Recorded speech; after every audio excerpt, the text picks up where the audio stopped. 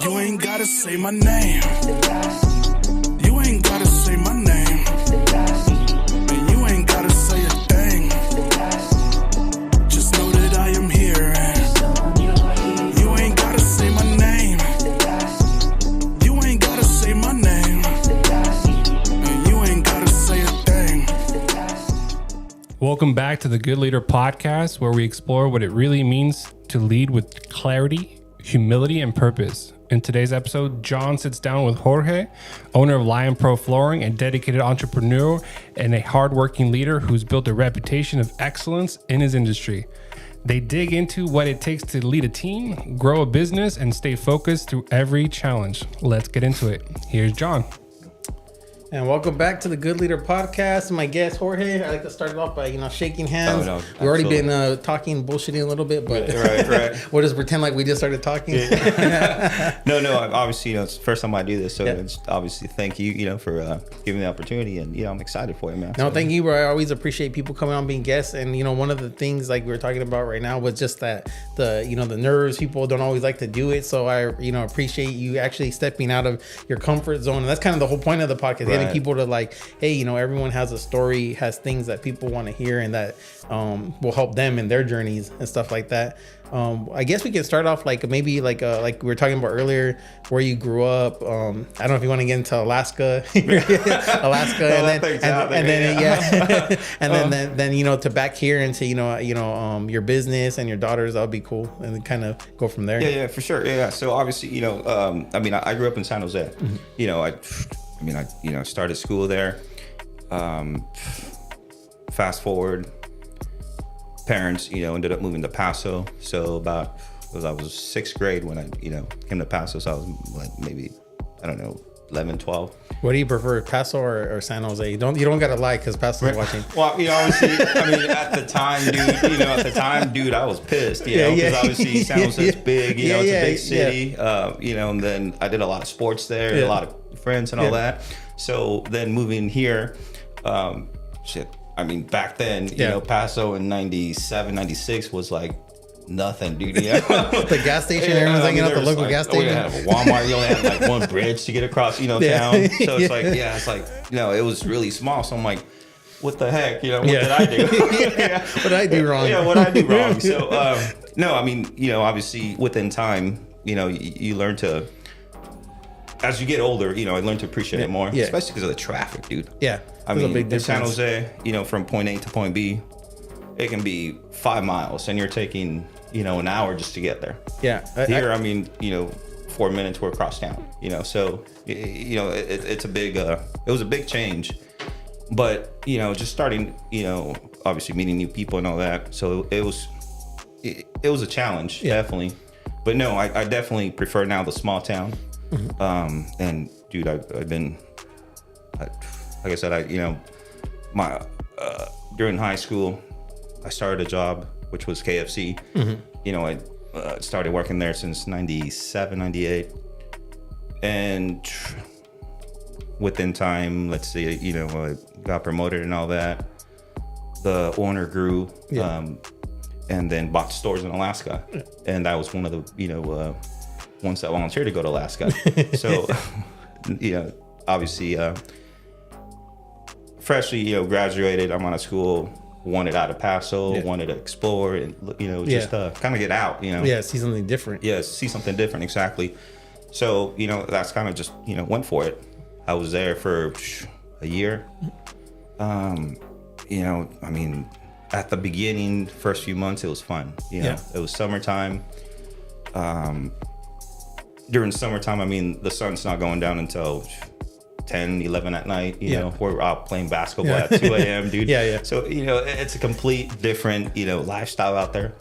How was the culture out there too? Is it like, what's the, I guess, how do they kind of perceive you being like an outsider? Are they like welcoming? Or they're like, you're not, is this very like small town kind of, I don't know. So Anchorage, it's a huge city. It's one of the biggest cities there is. Yeah. So, there's so much to do out there. There's just, it's big. So, there's a lot of people that are in and out every day. So, like the culture, it's like anything else, obviously, you know, but like I said, it's just very different, you know. It's like a lot of fishing goes on out there, a lot of skiing, you know, more like outdoorsy type of stuff. Outdoorsy type of thing, you know. Winter type of thing, you know. And myself, I like the hot weather. I like the beach. I like the lake. You know, I like summertime. Yeah. Out there, you don't really get that. Yeah. You only get that a few months. And then after that, I mean, it's cold. And you're saying about the high suicide rate too out there because of the weather, like and that. And I know that to be true because when I was in Washington, that was the same thing where it was like it was rainy, sometimes snow, not like Alaska snow, but it was raining. That was a thing too out there. Yeah, like people get all depressed. No, cause honestly, it messes with your mind. You know, cause I mean, you know, it's like that. You have like 6 months where it's, you know, it's just dark, and then, you know, it's all like, but it's not like a dark. It's just, you know, like all the houses out there have like foil, you know, on the windows. You know, it's probably like it doesn't let you get into that good like REM sleep, probably like because it's not dark like you said, or it doesn't feel like it's time to go to sleep yet, so your body's all confused. Yeah, it's like you have to train your mind. It's like, okay, it's 10 o'clock, okay, it's time to go to sleep, you know, because I mean, it's like you see daylight out there, and it's like, you know, let me go out, you know, or you know, it's just, it changes your mentality. So it's like, no, you have to kind of in a way get in a habit, you know. So what do you call it? What do you say it was a good experience for you to kind of take that risk and go out there? Because a lot of times when I run across people, it's like they, especially because they'll ask me about being in the military, and they're like, oh, I wish I would have done it. And I feel like there's always this like, I wish I would have took like a little, like, it's not like you need to take you know, crazy risks. It's more like a calculated risk, you know, like sometimes you need to get out of your environment, see different stuff. And then for me, I know when I left and then came back, it kind of made me appreciate, you know, where I, you know, my hometown more, because when you're there, you're like, man, fuck this place. But when you leave, you're like, you're absolutely right. You know, I mean, you know, it's like, dude, I was young and stupid. You know, I was at the time a lot of drinking. You know, it's like I didn't care. You know, so it's like, shoot, you know, that came up. I was, let's go. You know, so I just went for it. You know, I got there, and you know, it's like I said, it definitely made me appreciate. You know, because I was there, and then after that, I'm like, man, like I miss my town. You know. And then going back to San Jose, you know, me getting mad for coming to Paso. So I was like, well, shit, like, you know, completely different. You know, it just changes your whole mentality on that. So, I mean, like I said, I mean, I was thankful for the opportunity and glad I went through all that. But shoot, man, I'm back. I'm glad to be back in Paso, you know, so for sure. But yeah, no, I definitely prefer, you know. So, and what year did you come back? Dang, dude, I'm going back a lot of years now. You're like, I came back and even when I came back, dude, I didn't come back to Paso. I came back to Hanford. Yeah, and man, how was it? Where is Ham? I don't even know if I heard of Ham. Is that like up north or central? So I mean, it's Clovis area, Fresno area. So you know, yeah. So that's probably why I don't know it. Fresno. It's hot out there, dude. And then I mean, like in Hanford, like the water, dude, just stinks. You know, it's like I mean, no disrespect. But, you know, it's like your water stinks. Water stinks. Like you go shower to freshen up, and then you come out, it's like, dude, it smells like dang, dude, like. Just rotten like eggs. What it smells like, dude. So I know. I think it might have, because that egg smell now sounds familiar. That smell. Maybe you probably drove through there. Well, but no, it's, you know, it's like that's one thing I remember about Hanford. But you know, it's a fun place. And again, you know, I came back there from KFC to work at a KFC, waiting for an opportunity for a store to open up, and then a store opened up, which was in Taft. Yeah. So you know, from Hanford, I went to Lamont to train for a couple weeks, and then from Lamont, which is, you probably haven't even heard of Lamont, so it's I mean it's right next to Bakersfield. Okay.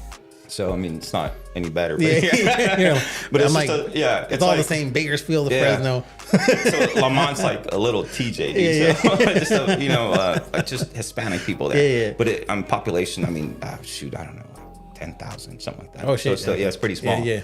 So, you know, I trained there, lived there, and then meantime I was staying in Bakersfield. And then after that, you know, moved to Taft. And I had spent there 7-8 years. And then, you know, eventually I came back to Paso and worked in a Atascadero and kind of got tired of the food, you know, industry and decided to. So what inspired, what drove you to, did you have your daughters first or did you have your business first? No, I had my daughters first. Okay. Yeah. So obviously I have 3 daughters. You know, so yes, I had them first. So I had two of them first. And then, you know, we moved back, I call this home now, Paso. It is home. but I worked in a Tascadero, and so after I left KFC, I did another food thing. Just on that, I was a operations manager for a different restaurant, but I was traveling from Morgan Hill all the way to San Diego, and it was just a lot of driving, dude. So eventually, it was just too much. Was it with your daughters was that eventually the like kind of the driving force to like make you open your business and kind of like push you to kind of do that? Yeah. So I mean, I always liked the construction trade. I've always liked that. Trade. So I was just burnt out doing food. Because I mean, eventually sometimes you just burn out, and it's like you're over it. Yeah, you want something different. You want to see something different. Exactly. So I mean, that's what kind of made me make the jump. And obviously starting out, right away I got into flooring. Yeah.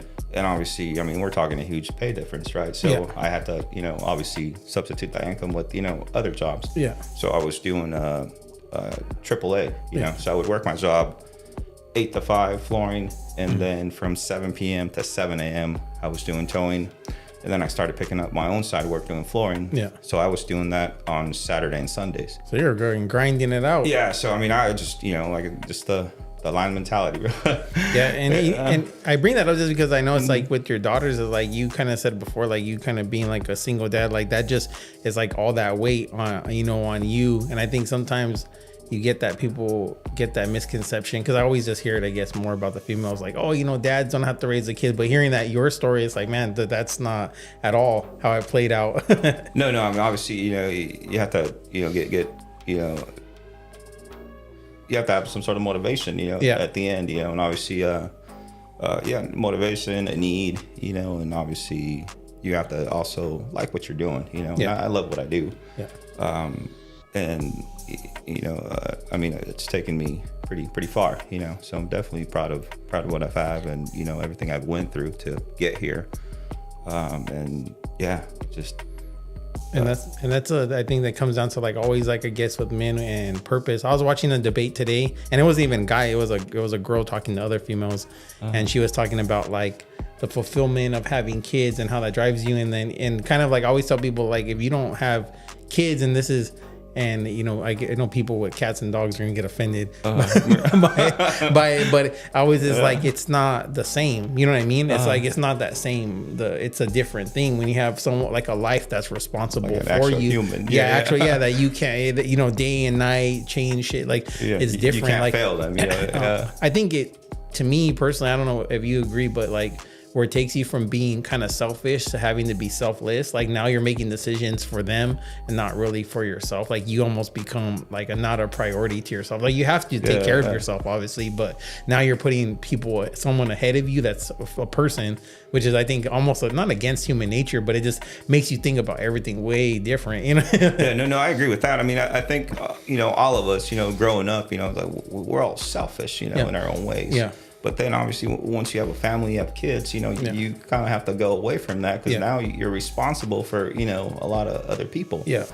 For myself, I'm responsible for my daughters, and also, my business, I have 3 full-time employees, so I also have to, that responsibility, so definitely I carry a lot of weight, so obviously, I have to stay on top of things. I have to, just be ahead, it's like, it definitely changes the whole mentality. So, what are some of the challenges, like whether it be your daughters or the business or employees, that like you faced that kind of made you either like look at things differently or be like, damn, okay, I got to approach this differently? Because I know from dealing with like employees, sometimes like everyone is different, so you have to talk to everyone a little bit different. There's certain people you can be a little bit more stern with, and that's how they focus, and there's other people they're not as much, and that's even like how kids are. No, for sure. It's like at home, right? You have to be dad, right? So it's like, especially it's like I have younger ones, so it's at home, like you can't be like the macho man, type of thing. You have to also be understanding, and then you go to work, right? And then it's like you have like you're working with a real man, and it's like, it's like obviously you have to talk to them differently, obviously respectful all the time, but it's just it's a whole change, And usually for, it's like one thing for myself, it's, I drive my own car when I go to work. Yeah. Because that's, after we're done with the job, I drive my own car because that's my way of like decompressing. It's like, okay, we all did separation. Separation. So, we did this, big job and, this thing, didn't go well, or, something happened, or, just you're dealing with just a lot of things that, happen throughout the course of the day. Yeah. That, it's like by the time I get home, like I'm trying to leave all that behind. So I like that you say that, because that's one of the, honestly, the biggest issues I see with not just men, but women too. I even posted something about it on my Instagram about like this kind of people they're focused so much on one stuff, like their career or something that they're really good at, and everything else kind of takes a back seat to that. Yeah. And then that's fine for, I think, a certain amount of time. Like if you're really like, you're obviously trying to build your business or whatever you're doing.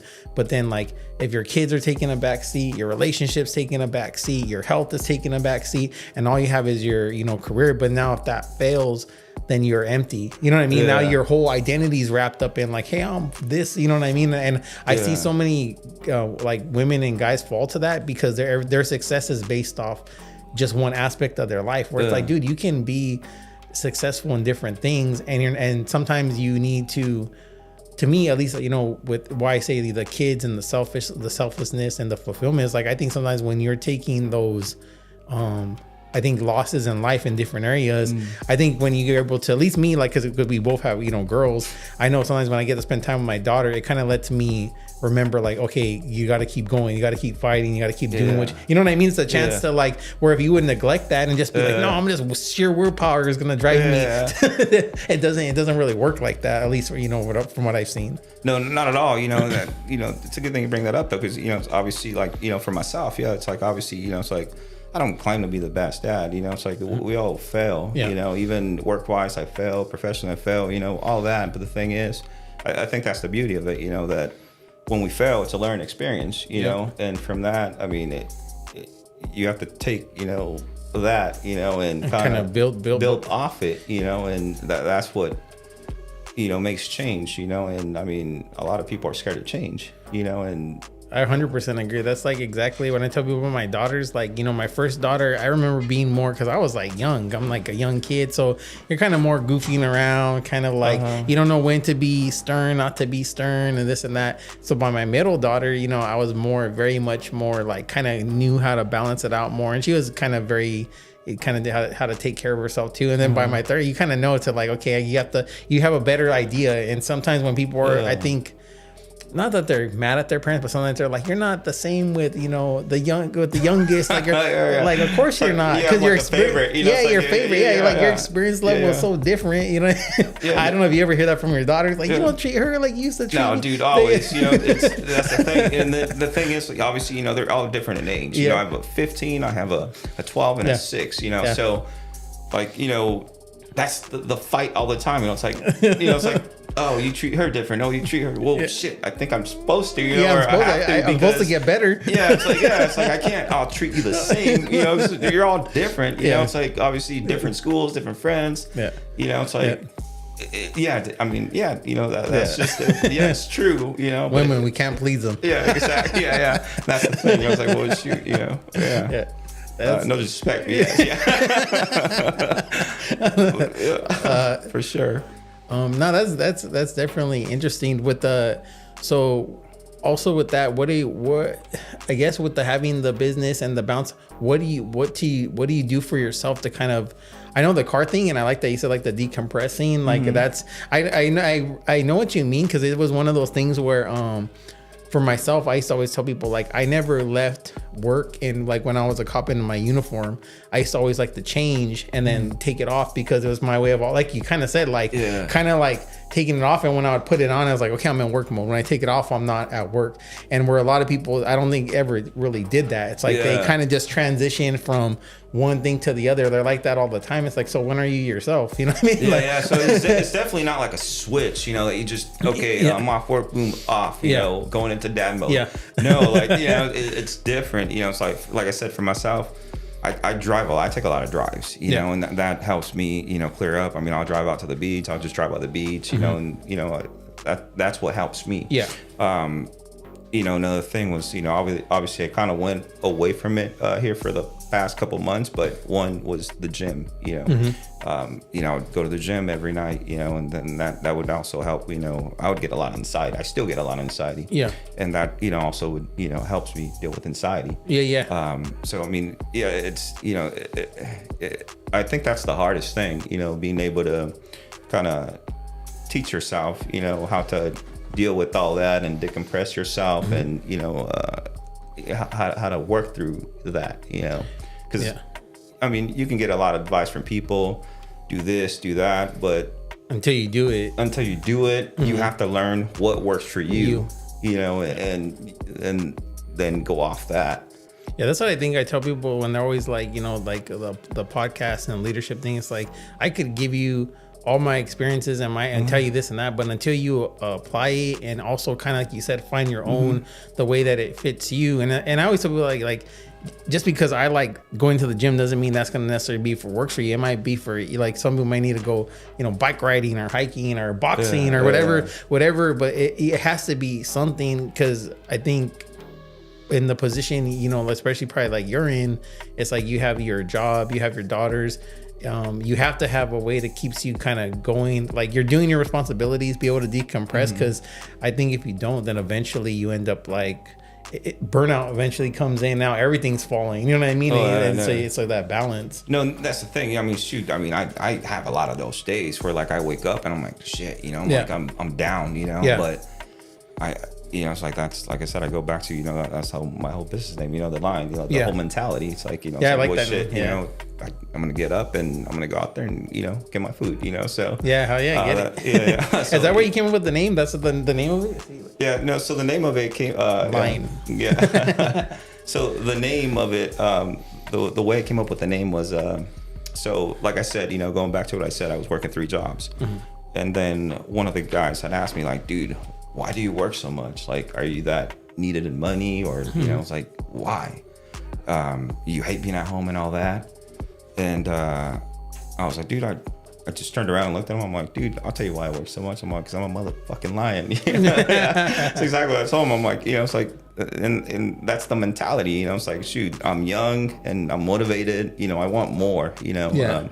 I'm never satisfied. So so obviously, the moment you get satisfied, you get comfortable, and that's when shit goes downhill. So no, that's how the whole name came up. Obviously, I did make a list. I had like 100 names, to what to name the business. Yeah. And then when it came down to it, I just went back to the line. And I was like, dude, I can so relate. Which that's why I have my whole line tattoo. I'm proud of It's funny because there's a thing, it has nothing to do with people, but I was when I had a dog, and when I was training the dog, I had this book. It was like a PDF, and it was saying like, call your dog like a name, something like they'd be proud of, because if you call your dog Dumbo and your dog's all dumb, what I mean? But it kind of relates to back what you're telling yourself. Like you said, if you have like a strong name, and you would, you kind of feel every time you say it or people say it, it reminds you, it kind of subconsciously reminds you.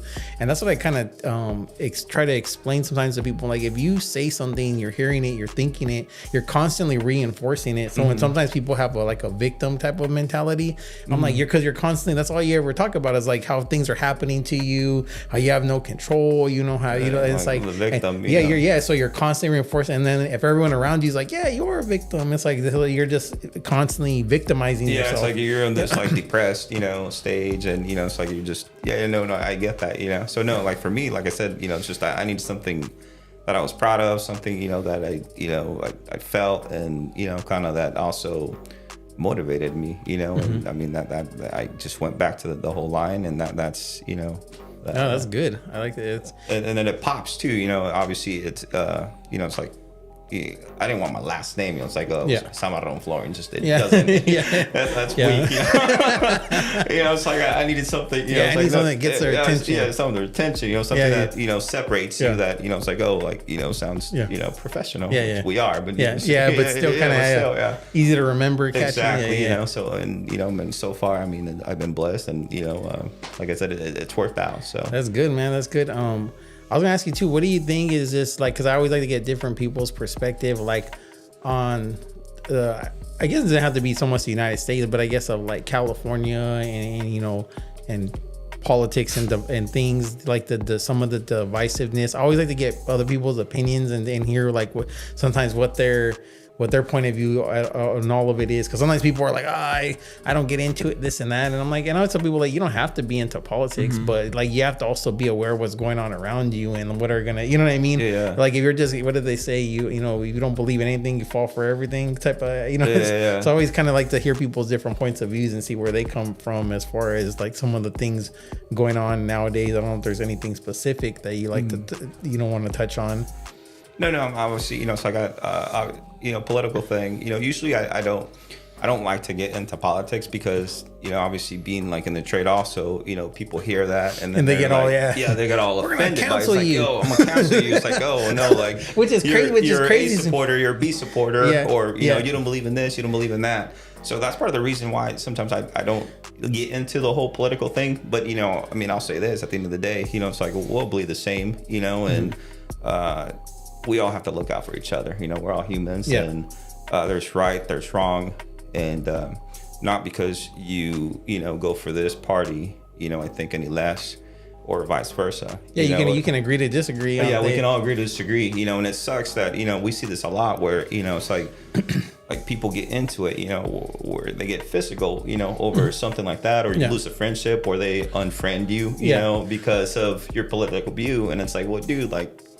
You know, I kind of look at that too, like when people, and this is my opinion on it, but I'm like, if you unfriend me and you know I'm a solid person because I don't agree on something that you disagree with, or then it's like, where we like, what kind of friendship is that? You know what I mean? That's what I'm saying. Like, you know, like what kind of like where it's like, you know, I know plenty of people like that I know that are like hardcore, very, you know, left or, you know, liberal side, and to me it's like, okay, that's your opinion, like, you know what I mean? It doesn't make you any, you know, any less. Like one of my brothers is like that. It's like, you know, you're still my brother, I still love you, I don't agree with you know, anything that you're saying, but I'm not gonna be like upset at you like about it. It just is what it is. And I think, like you said, it's like this thing of now when people are like, I'm gonna cancel you, it's almost like a threat, like, you know what I mean, like veiled threats, and you're like, what? Like, you know, like you have this banner, you know, or, you know, I don't decal, and it's like now people are honking at you, flipping you off, and, you know, it's like, I hate you. Yeah, I hate you. Like, no, or you see what you cost, or you see what you did, or you see what's going on because of all this and all that. And, you know, at the end of the day, like I said, I don't look at it that way. I mean, Miguel probably catches heat because, I mean, like, you're sure a fascist, Miguel. He's on no. But no, you know, at the end of the day, you know, it's like, that's what I'm saying. Like, the political, I don't mind talking about it. You know, I'm open about it. But, you know, just I usually do kind of shy away from it. Like I said, just because of the whole, you know. Yeah, because it makes sense. Yeah, because people have made it almost like, if you say it, kind of, it's like putting, like, people think it's a kind of like a, it's something they can want to fight or debate about. Like, I always, that's one thing that's true on social media. But it's like, if I don't like something that someone's saying, guess what I do? I just scroll by it. That's what I do, is scroll. I don't even acknowledge it. Like, okay, whatever. So when people will sometimes try to argue with me about things, I'm like, I'm confused. I'm like, no, you know, that's a good point. You know, it's like you say, it's like you're looking at something on social media and it's something you don't like. You just, you know, scroll, right? So if it's a human thing, interaction, right? Why do you feel like you have to get into with that person? Like, you just scroll, you know, because they're trying to convince you. I feel like they're trying to like, and it's like, but it's not gonna change it, you know, because that, I mean, that's obviously your belief. That's, you know, you know, so that's what I find interesting, that, you know, it's like, well, shoot. I used to say when it came down to like, because being in the military and I guess kind of like thinking about, I used to tell people like, you can't beat the ideology out of people. You know what I mean? Like, you can beat someone up or you could do something to someone, but if they believe in something, it's like I'm gonna beat you till you don't believe in what you believe. It doesn't work like that. You're not gonna make them bleed it out. You know? It's like, oh, you're out of blood, dude. Like, absolutely. I'll beat it out of you. And, you know, that's the thing. It's just that, that's why I'm like, no, just at the end of the day, you know, we all bleed the same, and we you know, all suffer the same, and, you know, everyone has their own, you know, experience, so, you know, what they went through and all that. So, you know, it's just, no, that's why I don't, you know. Yeah, it makes sense. Do you have any lessons that you would share with people about, like, you know, raising kids and stuff like that. I've been meaning to get back to my friend Marat because he's gonna have a kid, and he's always asking me about like what's advice about like being a dad.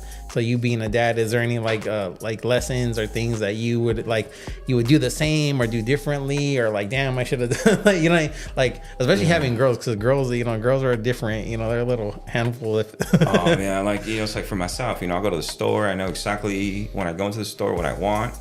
I walk in there, I grab it, and I'm out, right? You go to the store with like female suit, you take 3 girls. Yeah. Shit, we're in there for like 2-3 hours, you know, and you walk out and they're still not happy. Yeah, it's like, yeah. oh, I didn't find, you know, what I wanted here. Let's go to another store. So I mean, that's another 2-3 hours, you know. So, but no, I mean, yeah, dude, you know, it's like, shoot, I mean, I just like I said, you know, it's like, dude, everything's different every day. You know, I think as parents, you know, we're learning every day. You know, and you know, I mean, that's hard to. Is your daughter, is she already in high school? The 15-year-old? Yeah, she's already in high school. She's Are they going through that phase where they're like the know-it-all phase? Like, no, you don't know, Dad. well, You know? isn't that all? Yeah. So that's I used to tell with my sisters and my cousins, I feel like girls go through this phase with mostly with the moms. I never so much see it with the dads, but like they're friends and then they become like frenemies. Like junior high through high school, they're friends, but they really don't like each other either. And then when they have kids, they become friends again. Yeah, no, for sure. No, I mean, you know, she, the older one, you know, she's in high school, and yeah, I mean, she's Mrs. Know-It-All, obviously, you know, and I mean, we butt heads a lot, you know, for that same reason. Yeah. And then it goes back to, well, you know, treat them different and all that. Yeah. So, yeah, I mean, I just go back to, you know, even when we were in high school, you know, it's like the way we grew up and, you know, things we went through and, I mean, I try to take something out of that and, you know, obviously teach them something off that and share it with them. Yeah. Not that it changes, you know, their perspective. Yeah. But yeah, it's just so different now. I think the biggest change now is social media. Yeah. You know, and I guess that's one thing I can definitely give advice, you know, on is I don't let them they don't have TVs in their rooms. They don't like the phones, you know, that they don't have phones, you know, limit the information. Yeah, because social media is a lot of information, and I get exactly what you mean. It's almost that access to like too much technology. You know, it fries their brain, you know. So it's like, you know, they get sucked into, you know, that screen, and you know, it's like it's all about friends, drama, and you know, just a bunch of crap, you know, that goes on, and you know, doom scrolling. They're all seeing is everything negative, like the world is doomed. No, I mean, you know, shoot, there was this one time, right? Like there was a time when they did have phones and all this, and then, you know, one of my daughters, I grab and, you know, go through their phones, you know, that's the one thing. And I went through her phone and I'm seeing, you know, it's like this kid's, you know, just cussing her out and just degrading. I'm like, shoot, as a parent, obviously you want to go and, you know, find this kid, but I'm like, dude, he's a kid. Yeah, so he's like, I can't whoop his ass. Yeah, exactly. I mean, although you want to, but it's like, no, it's like, okay, let me call the parents and, you know, take care of it this way. Yeah. But no, I mean, you know, that'd be one thing, especially now in this generation, you know, everything's social media, it's the phones, and you have to really be on top of that. Yeah, you got to pay. Yeah, I remember when my daughter was in high school, like this kid took her. It wasn't her. Was it a phone? It was like her iPod. It was like, it wasn't the iPod. It was like, what do they call them? The iTunes. It wasn't like before the Apple phones. Oh, like the like a. I don't know. Was it like a flip phone or something? No, not even the flip phone. No, not the Sidekick. Remember when the Apple, you just load the music into it, just played music. MP3 player. Kind of like an MP3 player. They took something from her. I can't remember. And I just remember, like when she told me, or we found out, like me and her mom found out, just thinking like, I wish I could be like 15, 16 years old, just go fucking beat these kids. Because you almost feel like it's happening to you. That's what I think when it happens to your kid, you feel like it's happening to you. You're like, weren't you a cop? Yeah. It mattered to me. I was like, I was like, because I mean, it's like good point. Yeah, good point. I don't do it better. Yeah, I think that is when you have the kids. That kid does. I think, like you said, like initial reaction as a parent is like, anything that happens to them, it feels like it's happening to you. Yeah, it's like you're getting attacked. Like, you know, it's like you want to, it's like, oh, what? You said this? Let me punch you. I used to tell people it feels sometimes sometimes like, especially, you know, my daughter's being like older now. I always tell people it's like, it feels almost like if your heart is walking on the outside of your body, but you can't protect it all the time. You know, they're kind of on their own. That's the way I kind of used to think about it, was like, man, it just feels like there's this vulnerable part of you that's out there, and you just have to hope like, okay, like they know what to do, this and that, but you feel it, you know what I mean? When something happens to them, it feels like it's happening to you, and you want to react, or you want to do like it. So this one time at I won't say the name of the school, but obviously my daughter was going to that school, and then there was an altercation. You know, my daughter and one of you know, at the time it used to be a friend of hers, you know, and it was after hours, you know, they're on the sidewalk, and this girl comes and punches my daughter in the face, you know. So once I found out about that, you know, I went back there, you know, looking for this kid, you know. So obviously it was after school, they're gone. Next day, you know, I'm at the office, you know, as soon as they open, I'm there, like, what the hell, you know. It's like, obviously it's still in your premises. And you know, we have to get down to the whole story, you know, because obviously, you know, that's just, you know, like you said, it goes to, you know, it takes you from like chill to freaking like so it's my kid, so it's my kid, you're gonna punch her, like, oh hell no, you know. So you obviously, you know, we got to the bottom of it, but I mean, you're gonna protect your kid, you know. And the dude, like my mom told me, like, did you hit him back? You hit him back. You better fucking come home, you better hit him back. And you know, it's like, that's what I mean, I tell my daughters, like, you know, if somebody hits you, you know, you hit them back, you know. I mean, but do not be a bully, because that shit it's funny because I feel like with kids you always have, like, especially when you have a couple like kids, like there's always one that's like the more aggressive, you know. You have the more passive one, and then you have the one, and you have to be the oldest. It's usually can be the middle or the youngest. It's the more like, what, who hit you? Exactly. So no, I mean, it's definitely, you know, like I said, I think the oldest one would be like the, you know, more aggressive one, you know, more but the other two, I mean, they're complete opposite, dude. I mean, they're, you know, like they want their nails done, they want their hair done, they want their makeup done, you know, eyelashes, all that stuff, you know. So I'm like, man, it's just, like I said, they're all different, you know, and it sucks going to the store with all three of them. So that's it, girls, that's how they torture us. For real. But yeah, man, that was a good conversation. You know, hopefully we'll kind of put Miguel on the spot. Hopefully we can do like that round table, our networking type of thing. We can definitely round up a few people. I think it'd be good, like some kind of like-minded, you know, men and like, you know, individuals doing business or other stuff like that. A few girl dads. Yeah, a few girl dads. We all the struggles. Yeah, because I've been thinking about that for a while, actually, and it's one of those things. It's like kind of, you know, especially because I kind of go back and forth between the counties. A lot of people are, you know, I think they look for that because sometimes they're just doing it on their own and no one really is teaching them. You're kind of just learning through trial and error, and I did this and that and networking, and I think that's been working, especially in a town like Paso. It seems like a lot of, you know, good word of mouth and stuff, you know, spreads far. And I mean, there's a lot of networking that goes on here, but it's like you have to pay to be on all that, you know. And it's like, shoot, I want to do something where we can all relate, you know, and just have a good time and just share experiences. And, you know, like I said, you know, going back to what I said earlier, it's like we're just as good as, you know, the people we surround ourselves with. And, you know, shoot, I mean, you know, definitely. There's a good saying that says, imagine what you could do if you didn't care about who got the credit. Yeah, for real. That's strong right there. For sure. Oh yeah. So we'll wrap it up, Miguel. I think that was good. That's a wrap for this episode of the Good Leader Podcast. Big thanks to Jorge for sharing his story, his mindset, and the leadership lessons he's learned building Lion Pro Flooring. If you got value from today's conversation, make sure to follow the show, leave a review, and share it with someone who's on their own leadership journey.